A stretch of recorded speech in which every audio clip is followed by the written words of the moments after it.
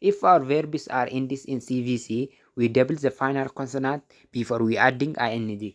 Yoo xumurri yookaan xumurri verbii keenya CVC ta'e dubbifamaa, dubbachiiftuu, dubbifamaa jechuudha. Consonant, vowel, consonant jechuudha. CVC jechuun consonant, vowel, consonant yoo ta'e dubbifamaa, dubbachiiftuu fi dubbifamaa yoo ta'e maal goona jedhaa?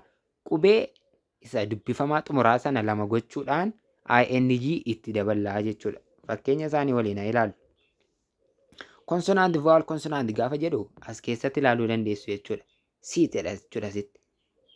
Consonant, vowel, consonant jechuudha. S maalidha? Consonantii. I vowelii, T consonantidha jechuudha. Kanaafuu yoo bifa kana qabaate maal goonaa? Qubee isa xumuraa yookaan dubbifamaa isa xumuraa sana maal goonaa? Dabil goona jechuudha. Siiti dheere T itti daballa jechuudha. T dabal goonee ing itti daballaa jechuudha. Diig isa lammaffaa irratti kanaafuu inni jalqabaa siitingii ta'a jechuudha. Inni lammaffaa immoo diig dheere consonant, vowel, consonant dubbifamaa, dubbachiiftuuf dubbifamaadha. Waan xumurameef maal goonaa? Diigii sana irratti qubee isa xumuraa G lama goona jechuudha. Diig goonee ing itti daballaa diigingii ta'a jechuudha. Kat T lama goonaa ergasii ing itti daballaa katingii ta'a jechuudha. Seerri shanaffaan immoo akkas jedha. When our verb is ending in W, X, and Z, the final letter does not double. Sila maal jenne? Consonant, vowel, consonantidha yoo xumure qubee isa xumuraa double goonee ing itti daballa jennee, amma garuu W, X fi Z dha yoo xumure seeruma isa sana ta'ee maal goona? W fi X fi Z dhaan gaafa xumuru, X fi Z dhaan gaafa xumuru, Y dhaan illee gaafa xumuru double hin goonu. Akkuma kanatti ing itti daballa jedha.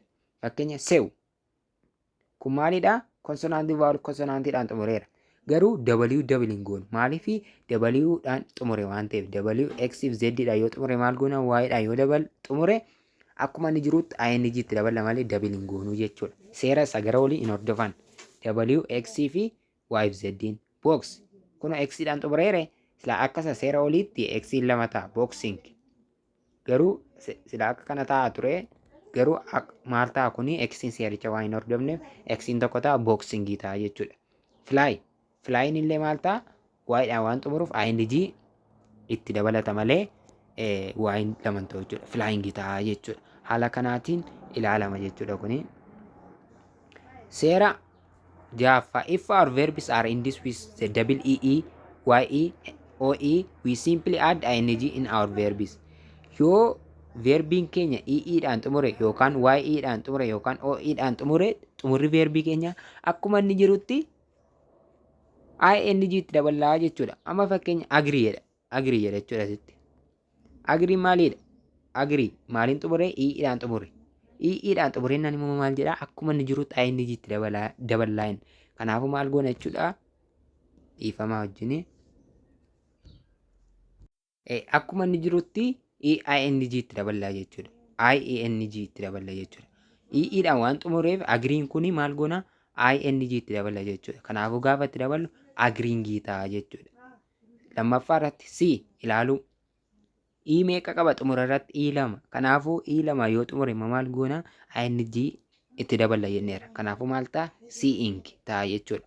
OE dhaan yoo xumure yookaan YE dhaan illee yoo xumure, amma fakkeenya YE dhaan gaafa xumuru die kan jedhu kun dying ta'a jechuudha. Dying ta'a jechuudha.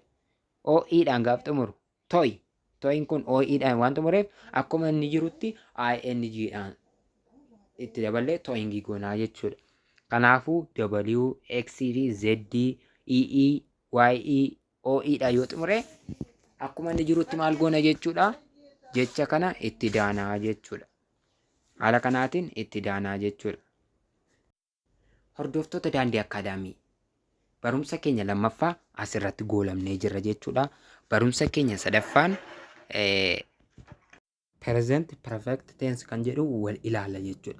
Barumsa lammaffaa present continuous tense asirratti xumurraa jechuudha.